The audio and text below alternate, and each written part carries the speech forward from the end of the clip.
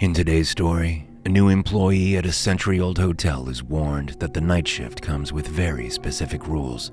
Relight one lantern at exactly the right time, check a specific door every 30 minutes, and whatever happens, stay away from the front desk at midnight. He assumes the rules are fake, maybe even a prank. But when a guest calls down screaming and the service bell starts ringing by itself, he realizes the rules exist for a reason he soon finds out the hard way. But before we get into it, if you enjoy scary stories like this, be sure to like and subscribe so you never miss any of our weekly uploads. Now, let's get into today's story. Stepping up to the open hotel room door, I raised my hand to knock, but paused at what I saw.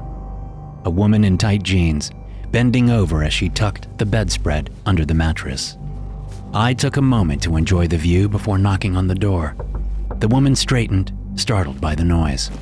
Her ponytail of onyx hair whipped around as she looked over her shoulder at me and did a double take.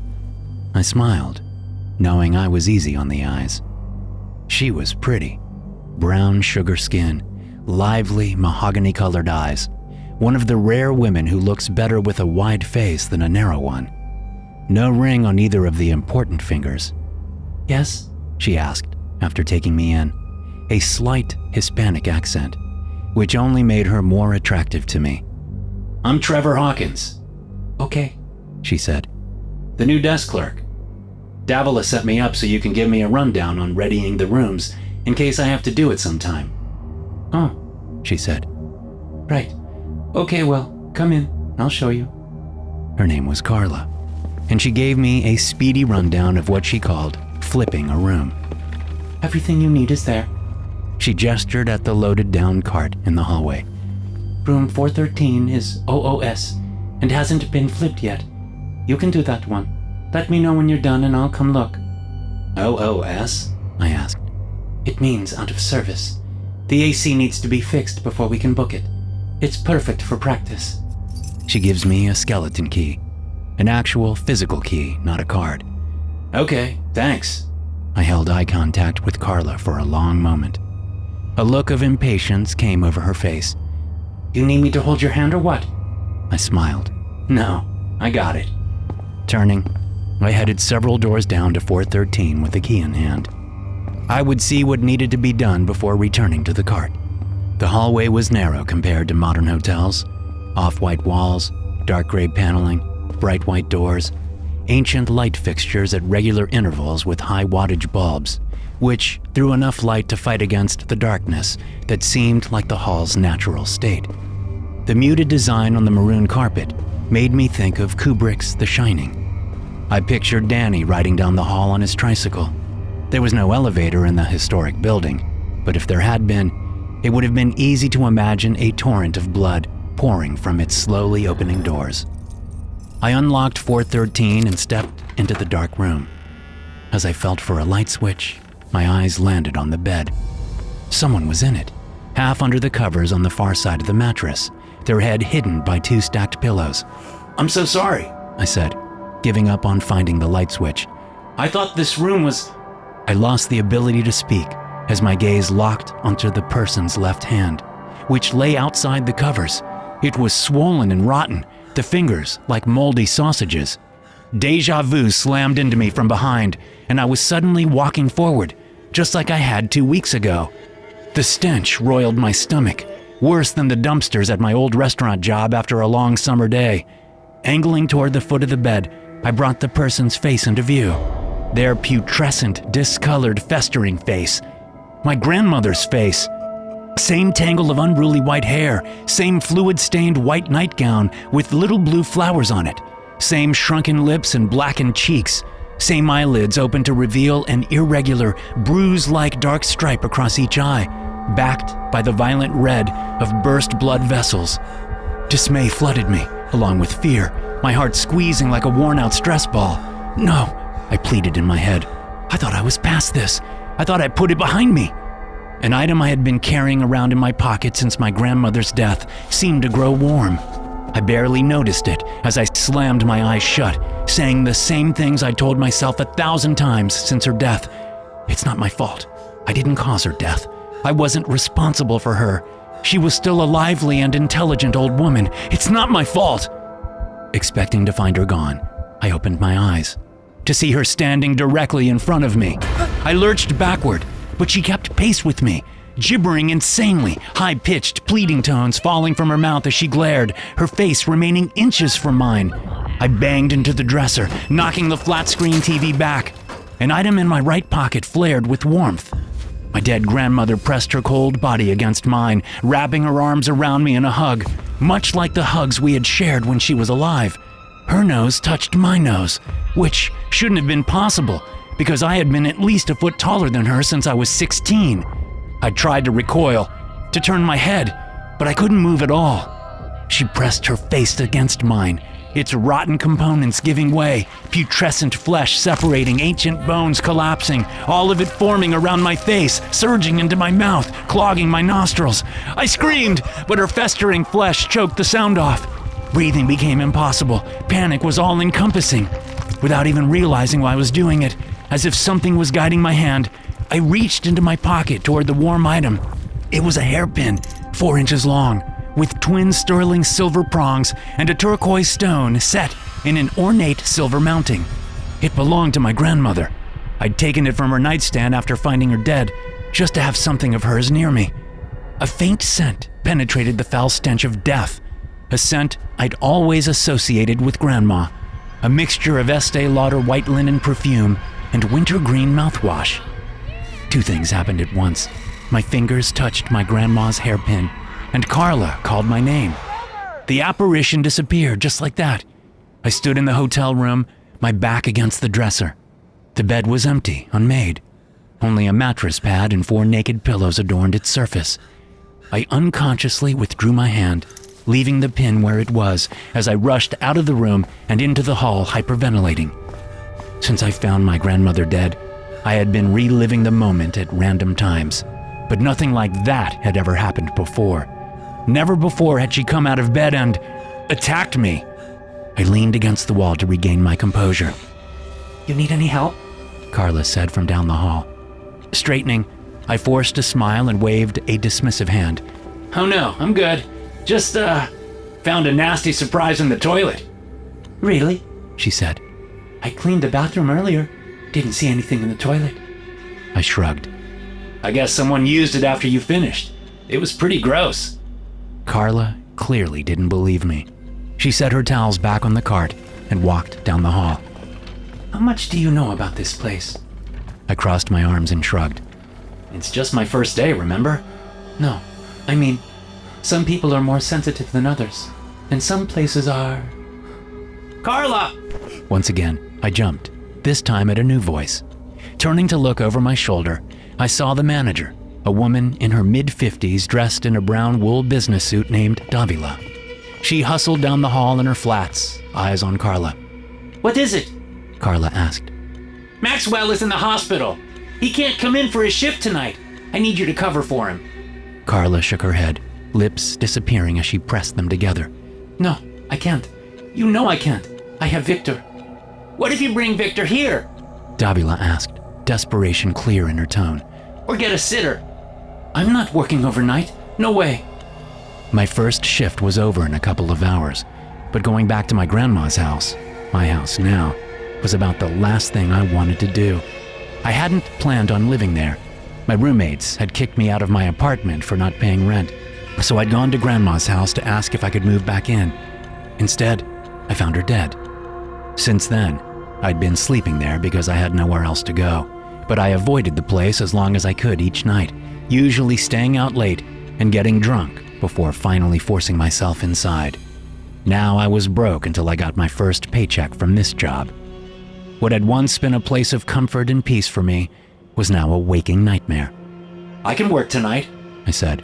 Both women looked at me like I'd just passed gas. "I know it's only my first day, but you already showed me how to check people in and everything.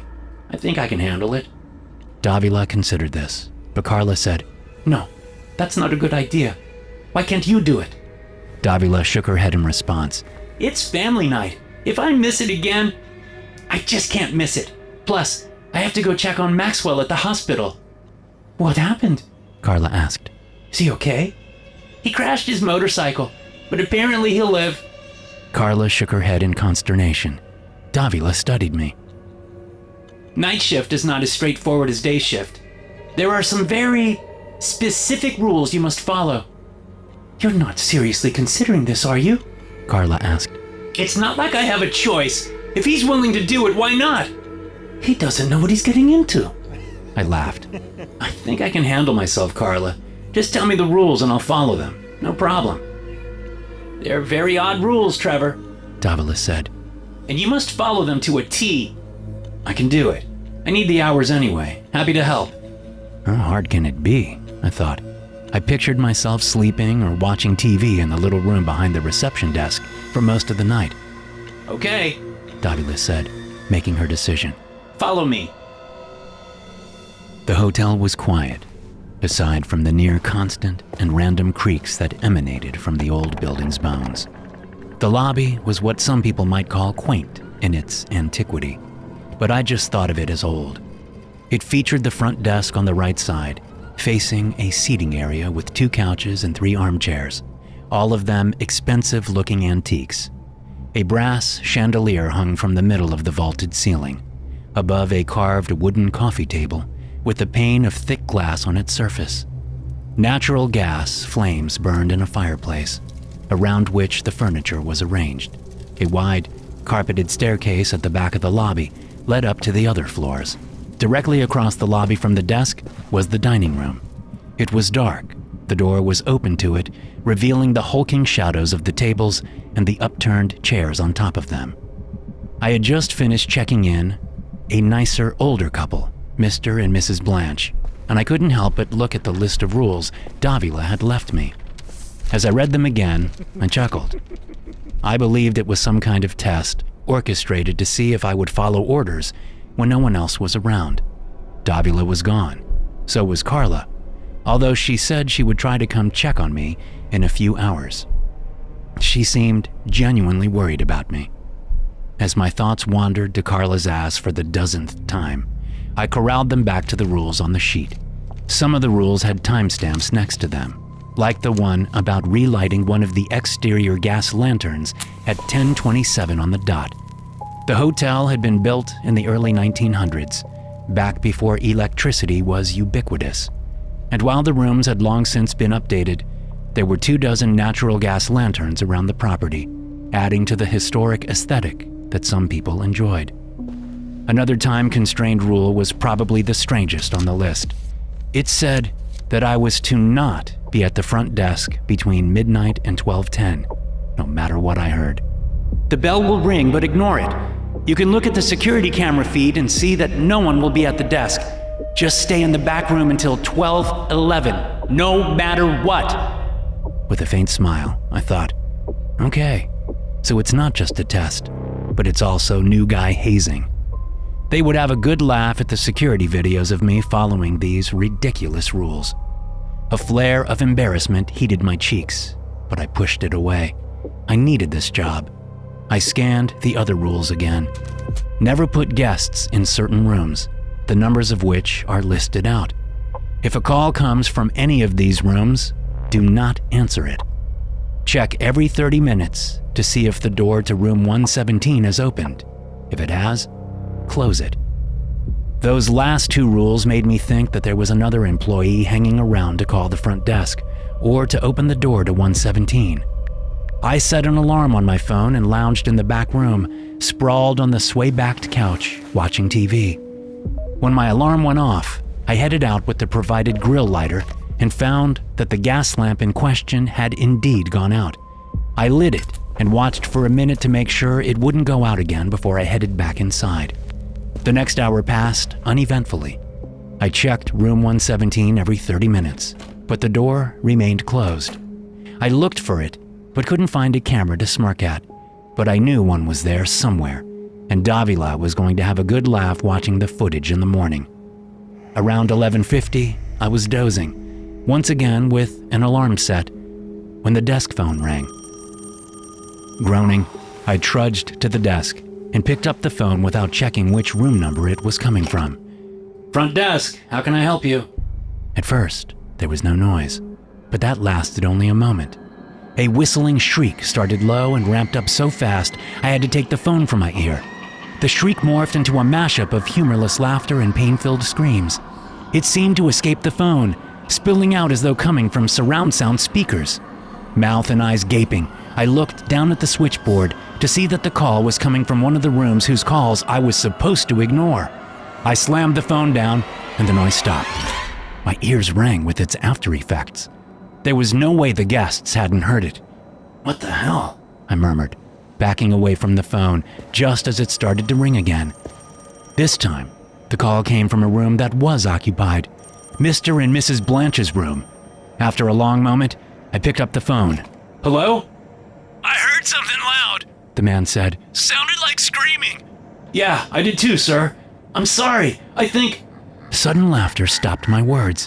It was bass-tinged and didn't match the man's voice at all. After a few moments, I heard the woman in the background. John, what's wrong?" The laughter turned wet and choking, and along with it, the woman's voice grew frantic. Moments later, she started screaming. I dropped the phone, ran down the hall to the room, and banged on the door. I could no longer hear the man's laughter. The woman's screams had grown even more frantic. Digging the skeleton key out of a back pocket, I shoved it into the lock with shaking hands and got the door open. Resistance prevented me from opening it all the way, but I could see the bed through the gap.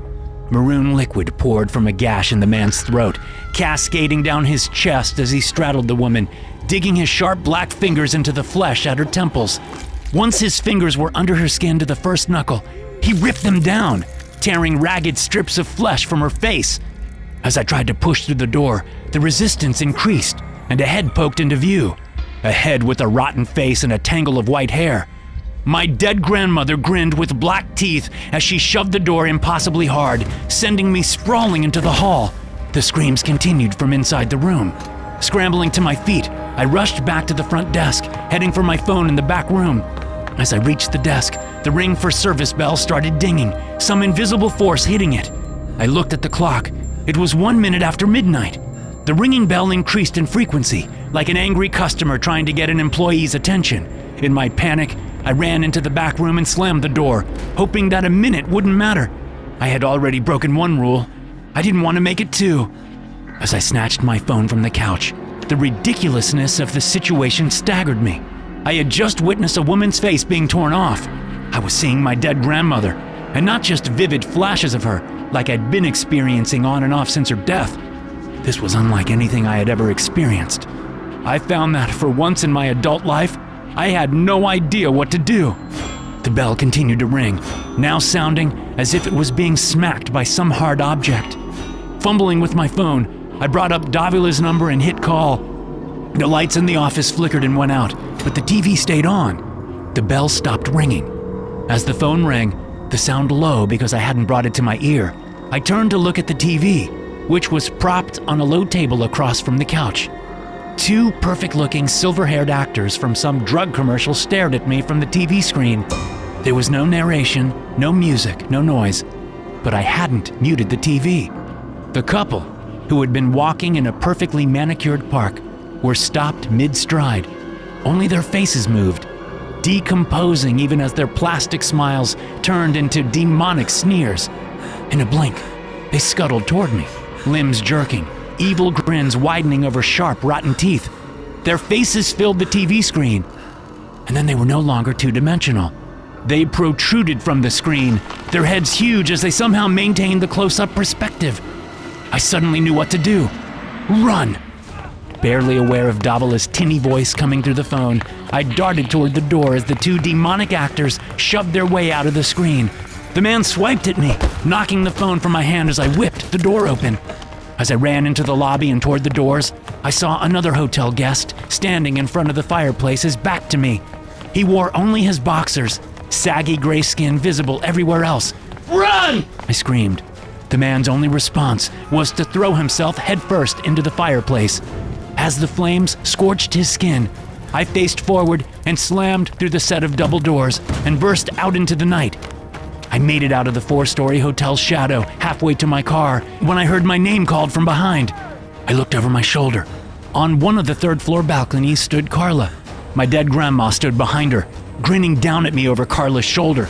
She had one arm wrapped around Carla's throat and was apparently using her other hand to grip Carla's wrists behind her back. Carla opened her mouth, maybe to call my name again, maybe to warn me off. My grandmother yanked her back into the dark room, cutting off whatever Carla had hoped to say. I continued away from the hotel and got into my car. But as I went to start the engine with trembling hands, I thought about what I had done after finding Grandma dead, about how I had panicked, fleeing the house for several hours before working up the nerve to go back and deal with the situation.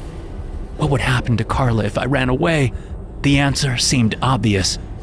Was there any guarantee I could make a difference if I went back in? No, nothing was guaranteed in this life, nothing except death. But it was my fault. I hadn't followed the rules, and I couldn't keep running. I got out of my car and jogged back to the Victorian-style hotel. I reached the double doors, paused to gather myself, and then pushed into the lobby. A small crowd stood around the double doors. The man who'd thrown himself into the fireplace, his skin bubbling and smoldering, the stench putrid. The fake plastic couple from the TV, still as can be, and demented as they were when they'd crawled from the screen. The woman with the torn-off face and her gape-necked husband.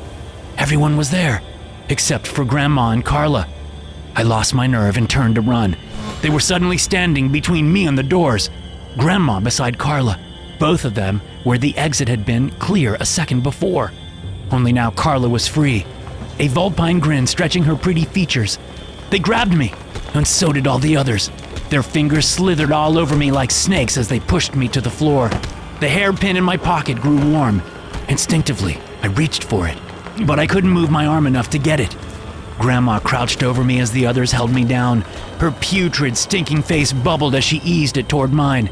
"Let's finish what we started earlier, you little shit," she said, her age-ravaged voice distorted. I fought and writhed, screaming, pleading, begging. It did no good.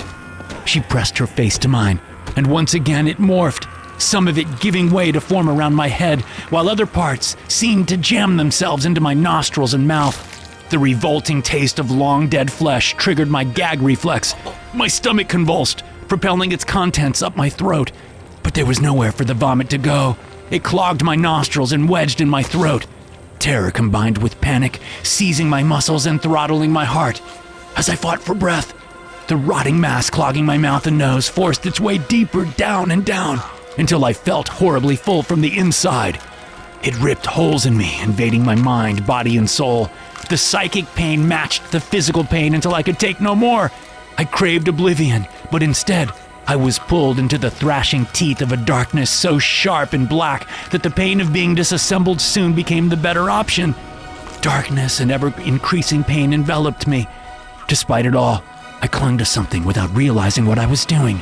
A comforting presence was there with me, a minuscule light in the darkness that seemed to fade and fade and fade, but never disappear. I couldn't see what it was, but I could feel it. Just like I could still feel the warmth of the hairpin in my pocket. A nostalgia-inducing smell came to my nostrils, momentarily overpowering the putrid rot of death. It was the smell of Estee Lauder's white linen perfume and wintergreen mouthwash.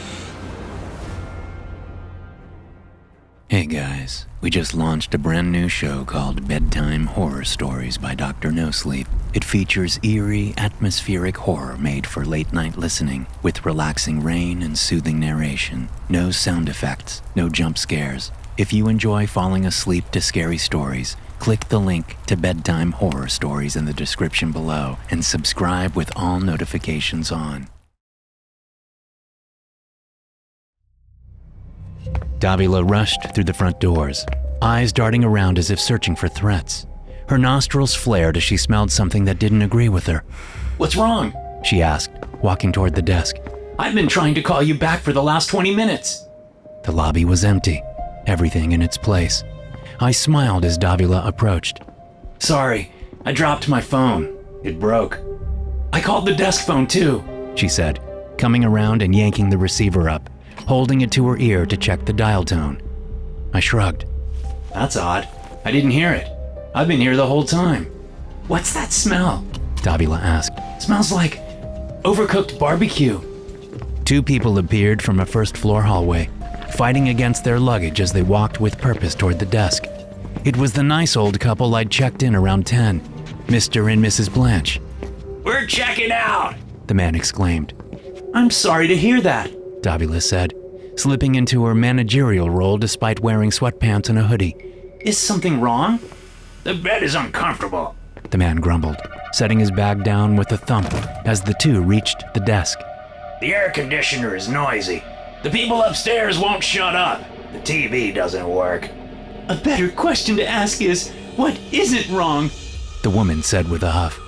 Something about the woman bothered me. Flashes of frightening memories flared in the recesses of my mind. But not only those. Something about her demeanor reminded me of someone. I'm so sorry to hear that, I said. I'll get you checked out and issue a refund. Wait a second. I'm sure we can fix this, Davila said. How about an upgrade? I think Mr. and Mrs. Blanche just want to check out, I said. No, it wasn't me. I didn't say it, although whatever was inside me was trying very hard to convince me that it and I were one and the same. I'd been a passenger in my own body without even knowing it, but now, as I realized who the woman reminded me of, it all came flooding back. Grandma? I shrieked in my mind, realizing I'd been clinging to some part of her, some memory or maybe even a spiritual residue left after her passing. Claws sharp as scythes and made of darkness plunged into my essence and ripped me from my mind. I fought against them, thrashing, trying to regain some little control so I could warn Davila. Don't let them check out, I tried to scream, knowing that allowing anyone to check out of the hotel right now would be disastrous for our small town, even if I didn't understand why. I managed to grab onto some dim internal ledge, looking out of my eyes as if through the wrong end of a telescope. My fingers clung as the claws tried to rip me away. Faintly, I could still hear Davila trying to convince the old couple to stay. Looking down the long tunnel, I realized I could see the couple's true faces again. Bits of bloody flesh hung from the woman's shredded cheeks. The man's face was locked in a too wide grin. Both pairs of eyes pulsed with swirling clouds of red and black. Whatever spell that was still cast on Davila no longer had any effect on me. Why? Because it's getting weaker, My sweet, tough grandma whispered in my ear.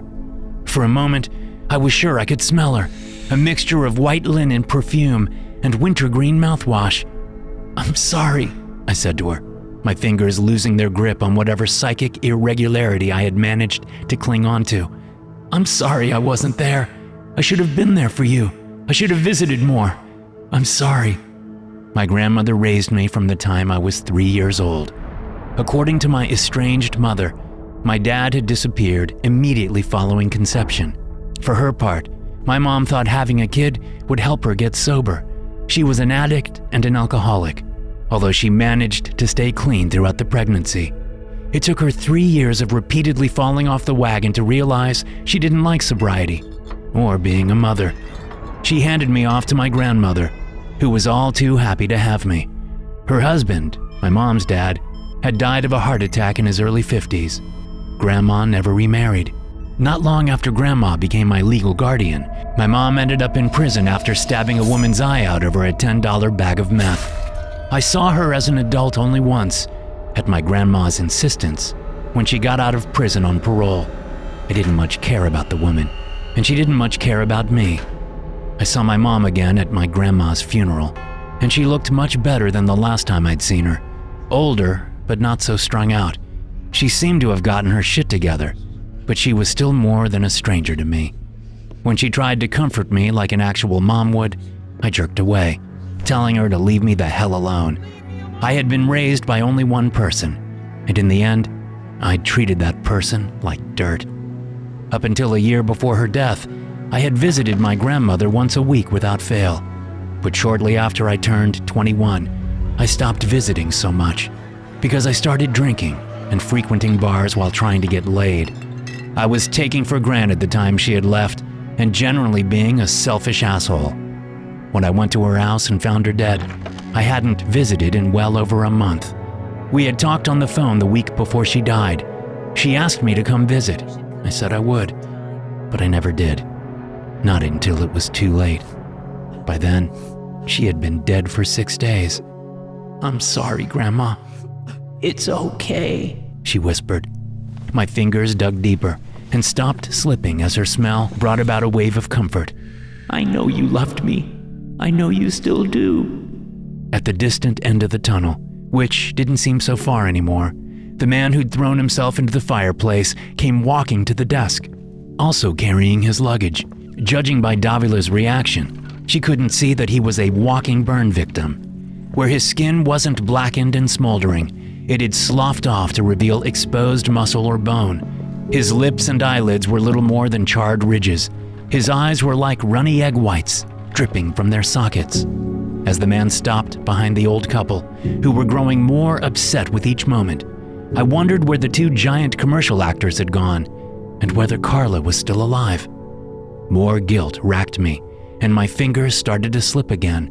The claws digging into me redoubled their efforts to pull me into the abyss, where I knew I wouldn't be able to observe the outside world any longer. "Okay, I'll issue you a refund," Davila said, finally relenting. "No!" I screamed, but my mouth stayed shut, no noise escaping. The front doors opened, and Carla stepped into the hotel. The thing controlling my body directed my gaze to her, eyes widening. A tremor ran through whatever plane I was trapped in as the force controlling me reacted to Carla's sudden presence. At first, I didn't understand. It was the look on her face that did it. Carla stopped short just inside the doors, gaze frozen to the 3 people gathered in front of the desk. Her face paled, brown skin losing some of its luster as her mouth dropped open and released a frightened noise somewhere between a gasp and a scream. She could see them. The force was too weak to trick both her and Davila. The realization hit me then. Carla hadn't been taken hostage earlier. It had been a trick to lure me back into the hotel so I could check the guests out, letting them out of their prison. But Davila had arrived, unknowingly throwing a wrench into the works. And now Carla. The sudden epiphany that I wasn't responsible for Carla's capture zapped the guilt away. Hope flared bright in its sudden absence. "Now," Grandma whispered in my ear. With newfound strength, I jerked myself away from those dark, sharp claws and propelled my essence back upward, fighting with everything I had to shatter the spell. As I fought to regain control of my body, all hell broke loose. Davila screamed and threw herself away from the 3 people at the desk, finally seeing them as they truly were. The burned man darted toward the doors, taking hold of Carla before she could run out of the hotel. I expelled my rotting not-grandmother in a torrent of putrescent flesh that spewed from my mouth and nose. It felt at once relieving and revolting as the liquefied flesh came out and splattered onto the carpet, dissipating as if it had never been there at all. But I knew she wasn't gone, not for good. Gasping, I came back to myself, leaning against the wall. The dead woman, Mrs. Blanche, lurched at Davila, while her husband clambered over the desk toward me, knocking the bell aside with a ding. Davila and I had the same idea, turning toward the back room. But before we could reach it, the door opened and the 2 giant TV actors crowded the doorway. They were still rotting away, their eyes swirling red and black like the others.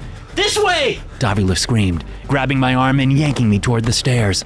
Mrs. Blanche grabbed hold of my other arm, sharp fingers piercing my skin. I yanked the appendage away, gasping as the fingers ripped 4 deep gouges in my forearm. A muffled scream came from Carla. The burned man had her around the neck with one gruesome arm, his other hand over her mouth. I slowed, knowing I had to help her, but Davila pulled me along. As we ran to the 2nd floor, Davila said, "Please tell me you have a skeleton key on you." I dug it out of my pocket and handed it to her. The 2 giant actors chased us to room 217, where we stopped so Davila could unlock the door. I watched the 2 large entities closing in, both of them hunched to fit in the hallway. "Hurry!" I said. Davila got the door open just in time, pulling me in and slamming it. The 2 entities banged on the door, shrieking and waiting in frustration. "They can't get in," Davila said, gasping. "What about Carla?" I said, also catching my breath. Davila turned on the lights and moved to the dresser on which a flat-screen TV sat. She opened the top drawer to reveal an array of items that only increased my confusion. "What the hell is going on?" I asked, staring at the items. "You broke one of the rules," she said, selecting one of several cylindrical packages of salt from the drawer. "I knew I shouldn't have trusted. You could have told me what would happen if I broke one. Would you have believed me?" I said nothing. She had a point. "Besides," she continued, "it doesn't matter.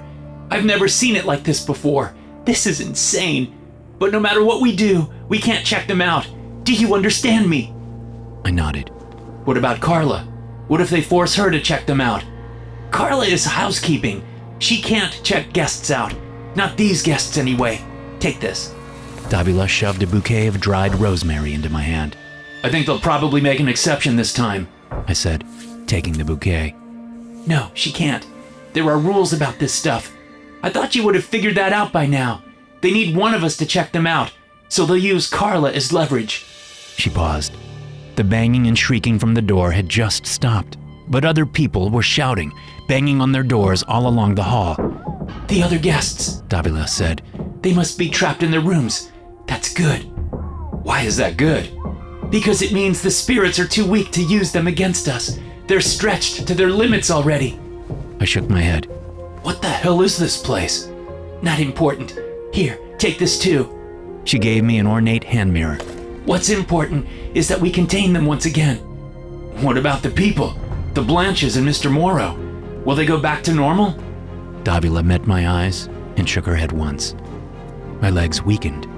I barely made it to the bed before collapsing. "I killed them, all because I answered a phone call from the wrong room?" Davila sighed.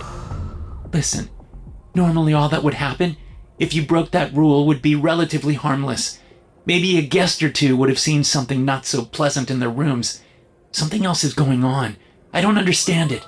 This isn't all on you. I should have known better. I should have stayed. But we need to fix this before anyone else gets hurt, okay?" I stared at the carpet, sick with guilt. "Okay?" I swallowed loudly. "Yeah. Good. We need to get to the basement, which means making a run for it. They're going to do whatever they can to stop us, but throw salt on them. That should keep them off our backs until we can get downstairs to the kitchen. When we get down there, we'll..." Davila went on to explain what we would have to do in the basement to contain the spirits. It sounded ridiculous to me. Then again, so had the rules. I shoved the rosemary into one pocket and got a package of salt from the drawer. In my left hand, I held the mirror up. Apparently, silver-backed mirrors also repelled spirits. We paused at the door and looked at each other. Davila nodded once and then looked through the peephole. Satisfied, she disengaged the deadbolt and yanked the door open. The twisted version of my grandmother stood in front of the door, her body facing away from us, but her head twisted around on a grotesquely broken neck. Before either of us could react, her bloody, grinning mouth opened and her tongue shot out. Only it wasn't a regular tongue. As it zipped toward Davila, it turned from a mottled, moldy muscle into a black chain with a metal arrowhead at the tip. The arrow impacted Davila in the middle of her face, obliterating her nose and everything behind it in a spray of gore. Once out the back of her skull, the arrowhead expanded, its wings locking out a moment before Grandma yanked the chain back into her mouth. The arrow's wings caught on the back of Davila's skull and yanked her toward not Grandma, whose mouth expanded to accept Davila's head. Her now oversized teeth chomped down on Davila's neck, severing her head with a crunch. Before my boss's body hit the floor, I was running, holding up the mirror in one hand and whipping the salt container in the other. Grandma seemed to hiss even as she chewed on Davila's skull like it was an ice cube. As I darted down the hall, doors on both sides flew open. Hotel guests careened from inside the rooms to attack me, crazed grimaces on their faces, eyes swirling with black and red clouds. Propelled by sheer terror, I ducked and dodged and threw salt, which didn't seem to do much of anything. One guest lurched for me, grabbing my leg. I smacked his arm with the edge of the mirror, which caused him to let go but cracked the glass. As another guest smashed me against the wall, I dropped the salt and punched her in the temple. She fell away. I sprinted down the stairs, cracked mirror in my hand, rosemary in my pocket, Davila's directions running through my mind. Carla stood behind the front desk, still held captive by Mr. Morrow. Her eyes pleaded with me as I turned, heading for the kitchen, but I let my gaze linger on her too long. I didn't see Mr. and Mrs. Blanche hiding nearby. They scuttled out from behind a couch like a couple of spiders and launched themselves at me. Reacting instinctively, I lurched away and swung the mirror at the same time. The item smashed into Mr. Blanche's head. He shrieked and fell away, but Mrs. Blanche grabbed hold of my shirt at the collar. Her sharp black nails gouged grooves in the side of my neck and my trapezius muscle. As I continued jerking away, now swinging the mirror at her, the shirt ripped and she lost her grip. The mirror missed, but I was free. I sprint toward the dining room and for the kitchen beyond, realizing Davila hadn't given me a tour of the basement. I only now became aware of the hairpin in my pocket, which had been warm the entire time. Was that why my grandmother was here trying to help me? I thought so. If I hadn't been carrying the pin around me, I'd probably be dead already. I dashed through the dark dining room and into the kitchen. The basement door, which Davila had mentioned in passing during my tour, was in a wall beyond an alcove used to store non-perishable food items. Closing in, the alcove coming up on my right, I knew something was wrong. The shadows shifted as two giant figures moved out of the storage area to block my path. The plastic-looking TV actors. And between them, Grandma, her head facing forward again, her grinning mouth back to regular size, although blood coated her chin, neck, and the collar of her nightgown. I stopped. The sound of all the others approaching from behind hastened the unbearable sense of the defeat that assailed me like 1,000 arrows sinking into my flesh. Davila was wrong, I realized as the others closed in behind me. If the spirits had been weak before, they had somehow gained more strength. Looking over my shoulder, I saw dozens of them, all the guests in the hotel. Carla, still held by Mr. Morrow, stood among them. "Please," she said. "just check them out. They just want to leave." I smelled wintergreen and white linen perfume. The pin in my pocket flared with pleasant warmth. "No," I said to Carla. "I can't do it." Then I'll make you. I faced forward to see not Grandma standing in front of me, her decaying face inches from mine, rotten dumpster breath wafting in my face. There was no hint of wintergreen in that miasma. "I'm so sorry," I said, dropping the mirror, which shattered on the floor. I wrapped one arm around her in a hug while digging into my pocket with my free hand. "I should have never left you alone for so long." I had my head positioned beside hers, our ears pressed together.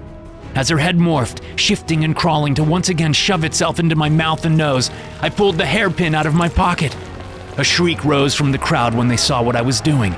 But before Not Grandma could do anything about it, I jammed the twin silver prongs into her back. They punctured the rotting flesh with ease. Not Grandma writhed and screamed, trying to pull away. Her head had become solid again and was no longer attempting to invade me. As I pulled the hairpin out only to plunge it back in, I saw a flicker of my grandmother standing behind this rotten, evil version of her. She cinched her ghostly hands around Not Grandma's neck, throttling her. I stabbed again and again, my grandmother's spirit flickering in and out of my vision as she also fought the entity. Not Grandma's nails dug into my back, inflicting torturous pain as she shredded my flesh. But the pain was nothing compared to the guilt I'd been living with since Grandma's death. I clenched my teeth and kept stabbing, and stabbing. I was vaguely aware of the pained wails erupting from all around. The two giant TV actors shrank down to normal size halfway through my frenzied stabbing. Then they continued to shrink until they disappeared altogether. "I'm sorry," I said, as I continued to stab Not Grandma in the back. Tears streamed down my face. As the wails from all around lost intensity, her attack also faded until her hands fell away from my back. The ghostly apparition of my grandmother let go of her doppelganger's throat and stepped beside me. "It's over," she said. "It's okay." I let go of Not Grandma. Her body fell but disappeared before hitting the floor. Looking behind me, I saw Carla and the hotel guests arrayed around the dark kitchen. Those who had been possessed were alive, but bewildered. Carla was doing her best to comfort them. Mr. Morrow's charred corpse lay unmoving on the floor. Same with the bodies belonging to Mr. and Mrs. Blanche. Relief and exhaustion overtaking me, I dropped to my knees, still clutching the hairpin in my hand. I wasn't about to let go of it. My grandmother's spirit crouched beside me. She looked just as she had the last time I'd seen her alive. "I love you, Trevor," she said to me. I relished the smell of wintergreen mouthwash and white linen perfume. "I love you too, Grandma.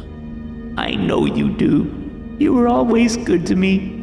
You have nothing to feel guilty about.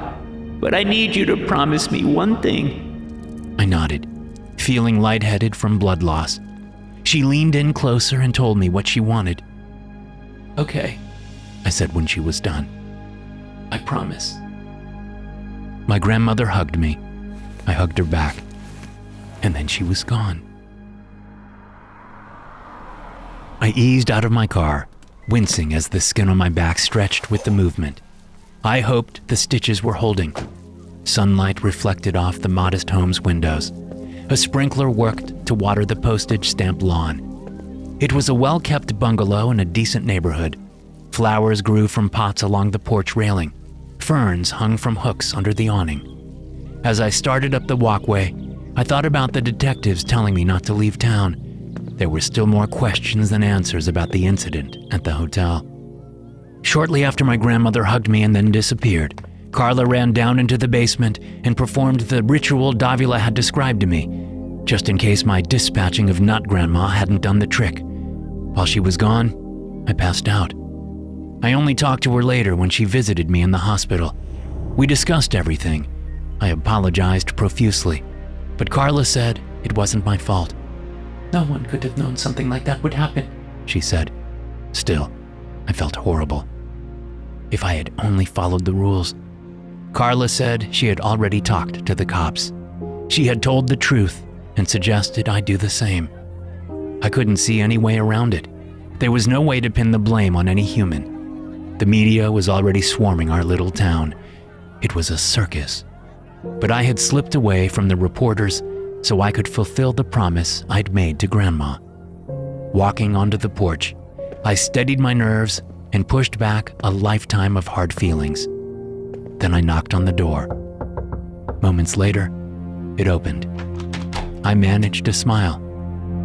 Hey, Mom. Thanks for tuning in. If you enjoyed the story, be sure to follow or subscribe and share the show with a fellow horror fan. I'll see you in the next one.